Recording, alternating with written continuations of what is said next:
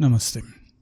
Heart to Heart, Volume 1 by Pujya Shri Chariji Maharaj. We'll now commence the next talk titled Looking Inside. Actually, the psychology of weeping. Like there are books on psychology of sleep, the psychology of so many things. But weeping, I think even psychologists are afraid to dwell too deeply into it, lest they should start weeping themselves. They say laughter lightens, but it's weeping which lightens. Only those who weep can know the lightness in the heart that it produces.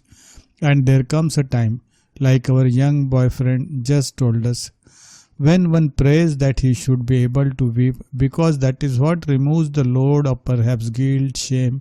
It's cleansing. Weeping cleans. I think laughter perhaps doesn't achieve that.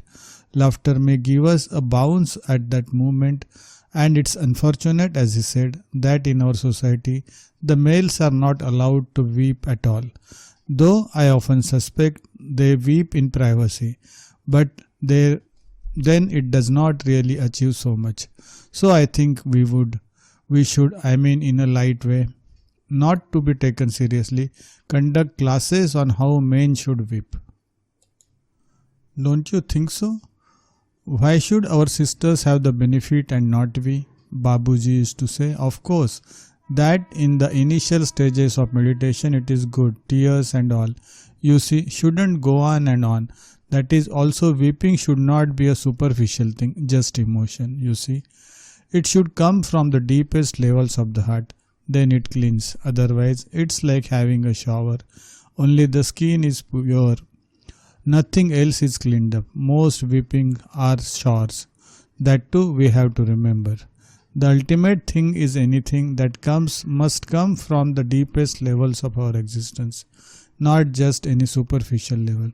What we say must come from the depths of the heart. Laughter must come from the depth of the heart. Prayer must come from the depth of the heart. Tears too, when they come, should come from the depth of the heart. But when we learn these techniques and keep them at a superficial level and don't penetrate into the depths because we are afraid, we are afraid to go in. I remember this was beautifully portrayed, of course, that was more of psychology in film called Snake Pit.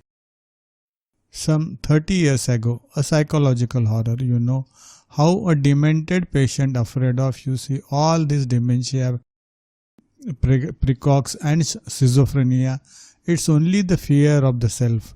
And there, the self is a deep well, and at the bottom is a wreathing mass of vipers and all sorts of, these things next.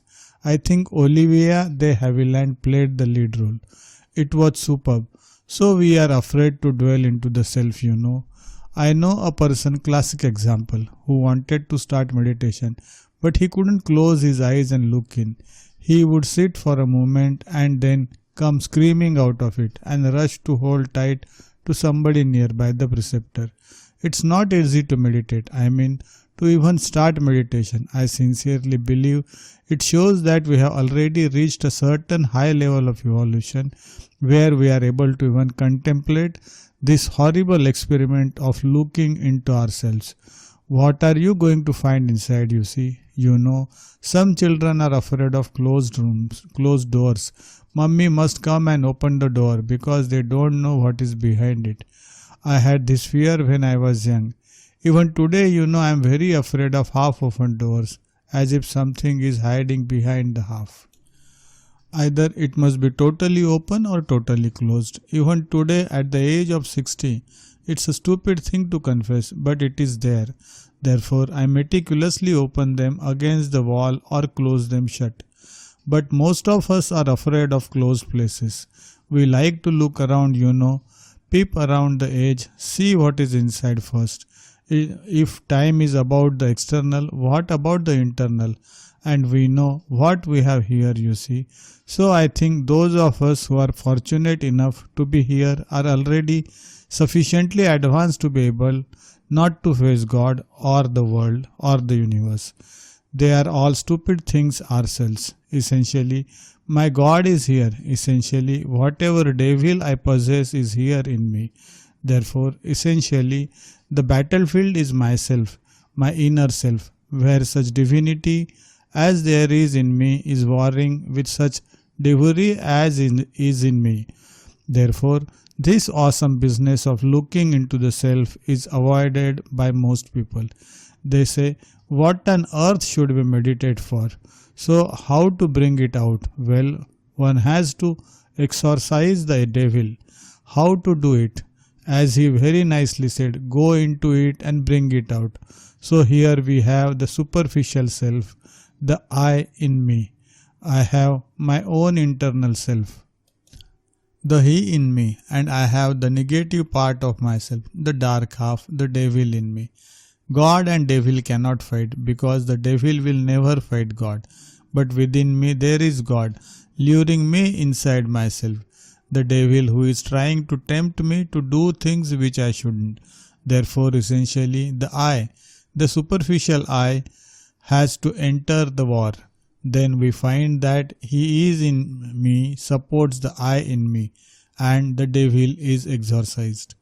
And in this process, especially in Sahaj Marg, the Master's help is there by helping us to exercise the devil by the cleaning process and by adding the transmission which strengthens the he in me, and by the simplicity that is introduced in it, which is progressively eliminates the I, so that essentially finally the he in me is warring the devil in me, and that's a very successful battle and it's finished.